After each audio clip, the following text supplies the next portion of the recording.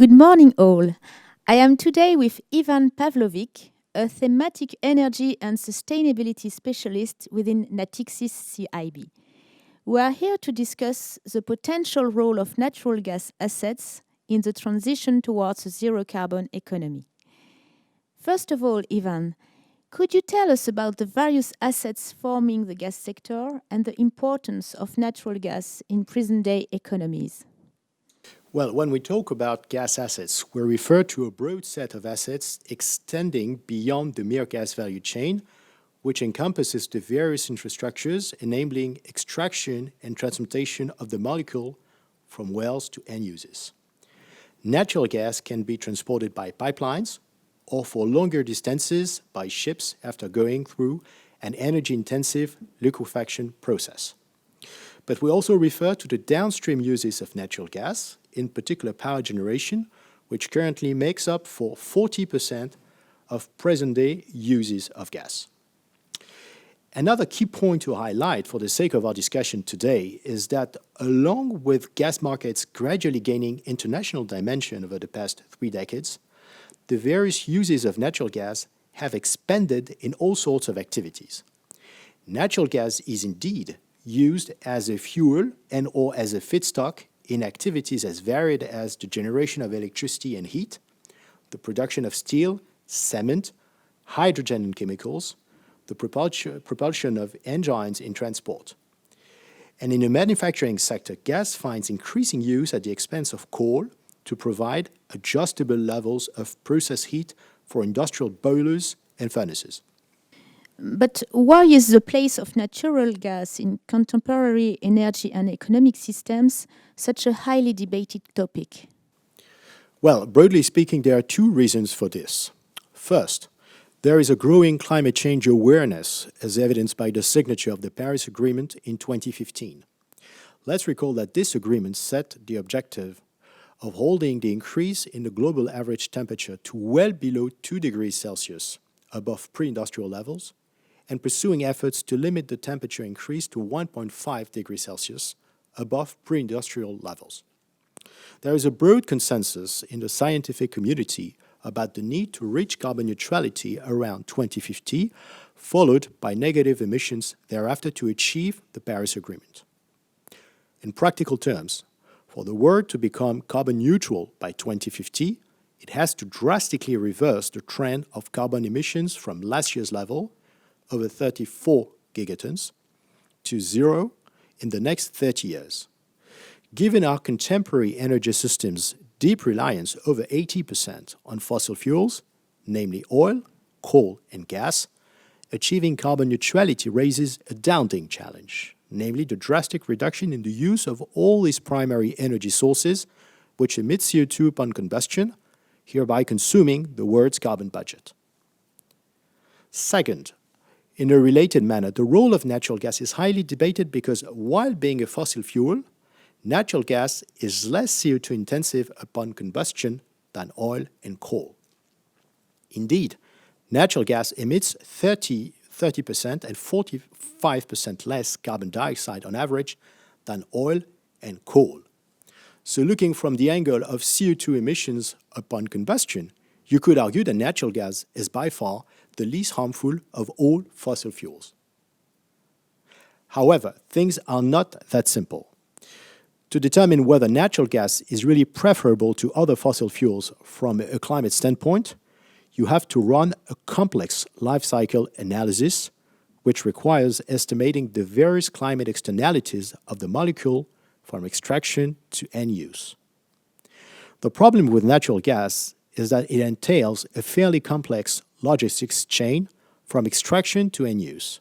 So depending on how it is extracted, it can be conventional drilling or hydraulic fracking, and transported, it can be by pipeline or by ships in the form of LNG, natural gas can be responsible for significant climate externalities, taking the form of CO2 emissions, but worse still, of methane emissions, for methane is a very potent greenhouse gas with a much higher warming potential than CO2. Indeed, in various parts of the value chain, the extraction and transport of natural gas results, albeit to varying degrees, in methane emissions. Would you say that natural gas is preferable to coal and oil from a climate standpoint? Well, the answer to your question is yes, in a vast majority of cases. According to the International Energy Agency, which has developed a comprehensive database on all fossil fuels, natural gas remains less climate harmful than coal and oil in 98% of the cases for coal and in 95% of the cases for oil.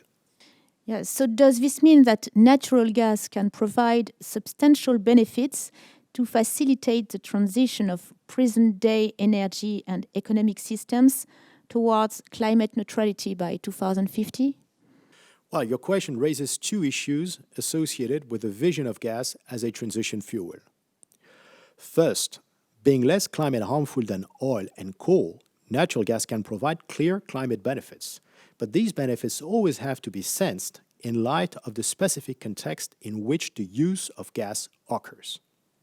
In other words, natural gas displacing more carbon-intensive fossil fuels, in particular for coal in carbon-intensive power generation mixes, is not by nature a distinctive feature of energy transition. In some cases, as illustrated by recent trends in Saudi Arabia's electricity mix, increased use of gas at the expense of oil in power generation does reduce the electricity sector's carbon intensity. However, such improvement does not fit into an overarching climate strategy, and worse still, can be seen as serving the strengthening of a still oil-centric business model. Second, the problem of this concept of energy transition, the use of natural gas is often associated with, lies in its ambiguity. This is because this concept describes both a process, namely the gradual decarbonization of existing energy systems, and an endpoint, namely the achievement of climate neutrality by 2050. And what about the gradual decarbonization of existing energy systems? How can gas provide climate benefits in this perspective? Well, the key climate benefit of gas as a molecule lies in its potential use to displace coal whenever possible, in particular in such sectors as power generation and manufacturing. Being more carbon intensive than gas, but being also more widely used across geographies and sectors, coal as a primary energy source remains responsible for the bulk of worldwide CO2 emissions, with a share of 44% versus 21% for natural gas in 2017. In the power generation sector, coal continues to be the dominant primary energy source, accounting for 36% of worldwide generated volumes, whereas natural gas enjoys a limited market share of 10%. So for the sake of illustration, holding all else equal, substituting gas for coal in power generation today would reduce world carbon emissions by nearly 15% from their 2019 level, which were, let me recall, 34 gigatons.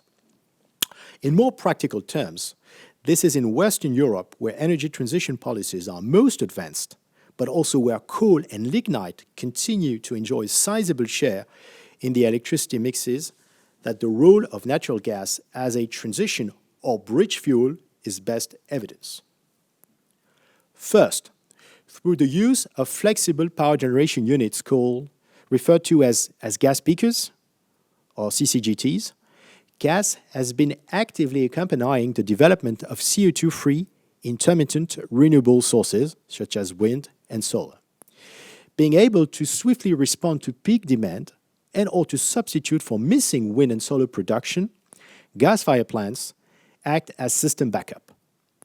This role is getting all the more crucial to ensure security of supply, as energy systems in countries such as Spain and Germany now rely on solar and wind power generation in the magnitude of 30%. Such high reliance proves increasingly problematic in the absence of economical, large-scale energy storage solutions. Better still, in addition to accompanying renewables in the decarbonization of Western European countries' electricity mixes, natural gas can act as a key enabler of coal phase-out policies. the abundance of gas-fired generation sources across Western Europe, and they're enjoying relatively low utilization rates, have, over the past 5 years, been key enablers of the launch of coal phase-out policies in countries such as Italy, UK, and to a lesser extent Germany, which until then had been heavily relied on coal in the power generation sector. It is really under this specific instance that the notion of natural gas as a bridge or interim fuel makes real sense.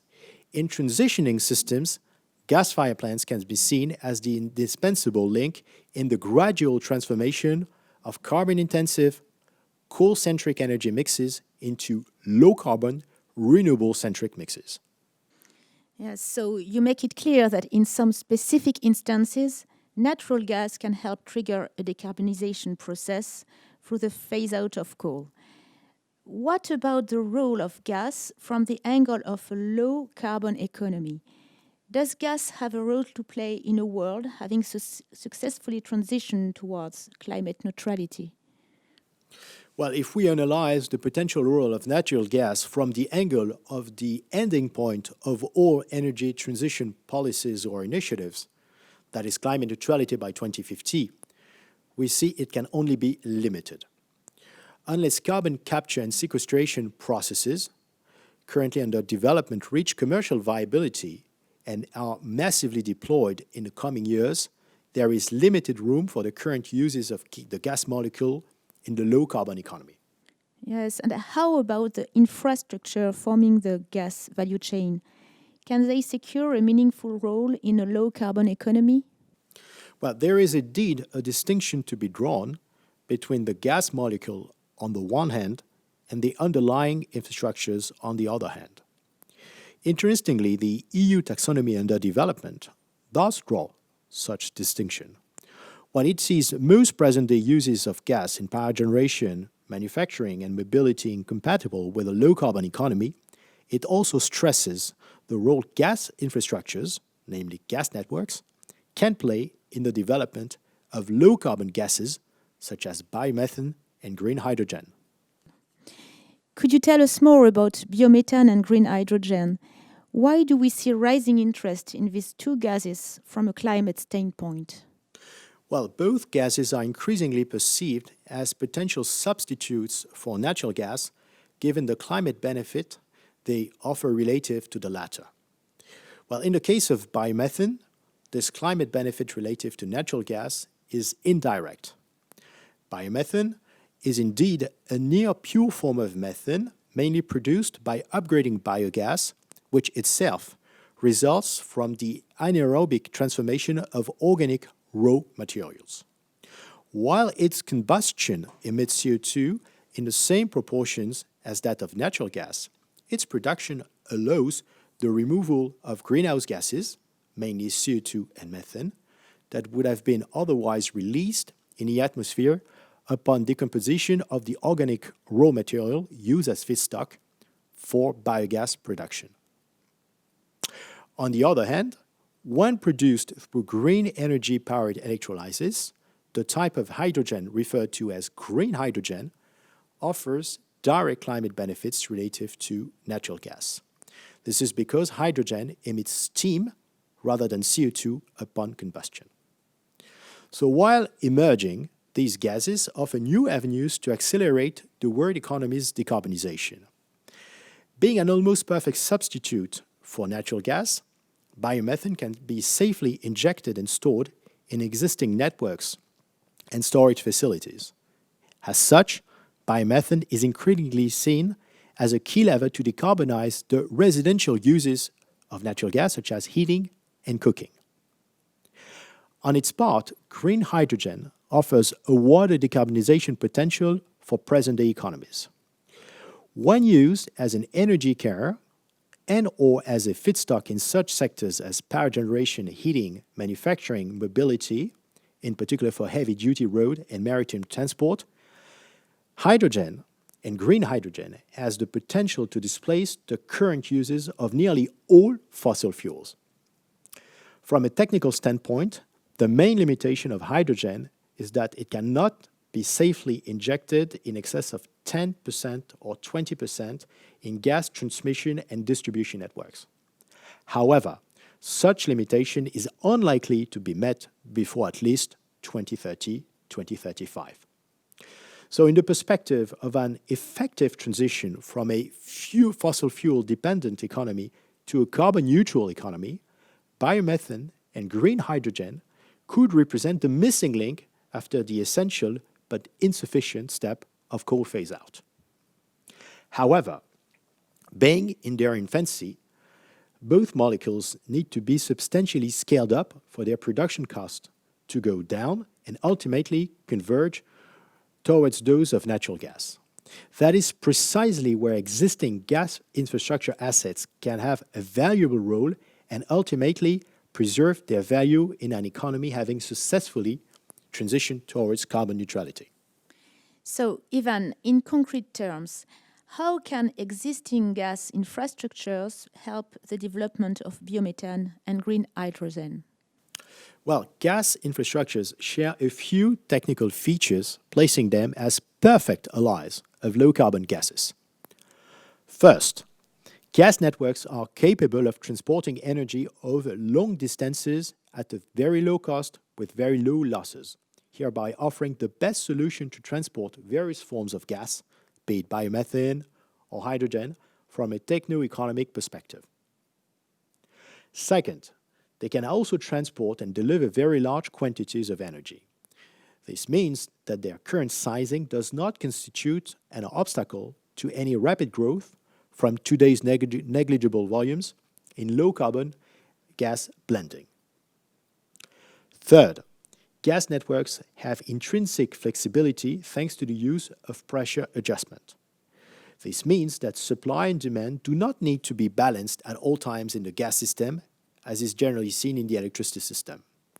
This feature offers, at this stage of biomethane and green hydrogen development, the possibility of safely injected quantities of low-carbon gas at any time.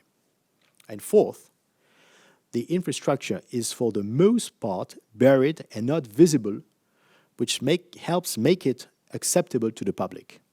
But this feature is worth highlighting in light of the societal oppositions generally referred to with the acronym NIMBY, not in my backyard, unleashed in Europe by the development of the various electricity assets involved in the energy transition, namely windmills and overhead transmission and distribution networks.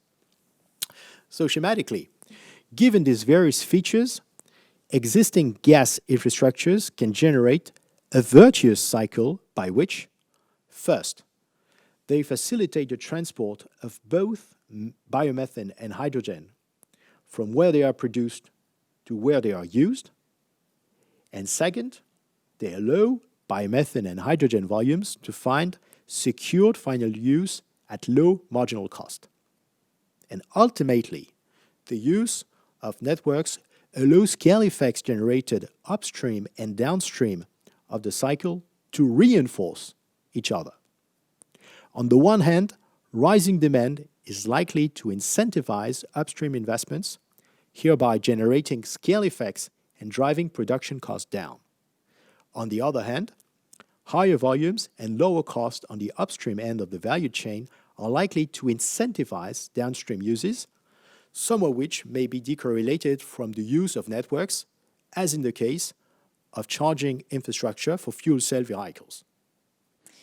These prospects seem particularly promising from a climate neutrality perspective. A word to conclude this discussion of the potential role of gas assets in the energy transition? Well, as the concept of energy transition describes both a process and a point of arrival, the role of natural gas and related assets must be understood in an evolutionary manner. The first essential but not sufficient step towards climate neutrality is through the displacement of coal wherever it is currently used, mainly in the power generation and in the manufacturing sectors. Here, natural gas has a major role to play, probably up until 2030, especially in the power sector. The second step of the journey towards climate neutrality is more uncertain because no clear model seems to be presently emerging to accelerate the decarbonization of the world economy.